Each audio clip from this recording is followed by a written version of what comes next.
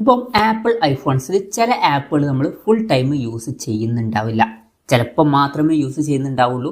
പക്ഷെ ഒരു കാര്യം എന്താ വെച്ചാൽ ചിലപ്പം അതിൽ ചില ഡാറ്റാസ് ഉണ്ടാവും. അപ്പോൾ നമുക്ക് ആ ഒരു ആപ്പ് അൺഇൻസ്റ്റാൾ ചെയ്യാനും പറ്റുന്നുണ്ടാവില്ല, എന്നാൽ വല്ലപ്പോഴേ ആ ഒരു ആപ്പ് യൂസ് ചെയ്യുന്നുണ്ടാവുള്ളൂ.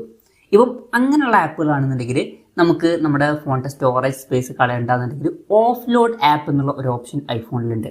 അപ്പം അത് ചെയ്ത് വെക്കുകയാണെന്നുണ്ടെങ്കിൽ മിനിമം സ്പേസ് മാത്രമായിരിക്കും ആ ഒരു ആപ്ലിക്കേഷൻ എടുക്കുക, ടോട്ടൽ സ്പേസ് എടുക്കില്ല.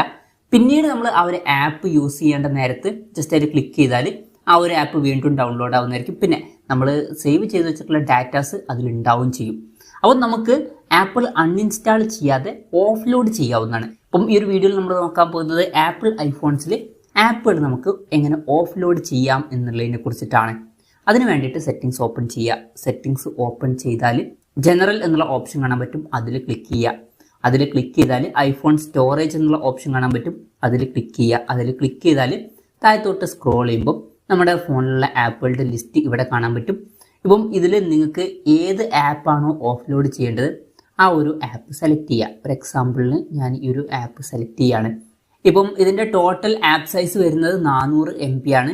ഇപ്പം ഇവിടെ ഒരു ഓഫ് ലോഡ് ആപ്പ് എന്നുള്ള ഓപ്ഷൻ കാണാൻ പറ്റും, ജസ്റ്റ് അതിൽ ക്ലിക്ക് ചെയ്യുക. ക്ലിക്ക് ചെയ്യുകയാണെന്നുണ്ടെങ്കിൽ ഇങ്ങനെ ഒരു പോപ്പപ്പ് മെസ്സേജ് വരും. ഇതിൽ ഓഫ് ലോഡ് ആപ്പ് എന്നുള്ളത് കൊടുക്കുക.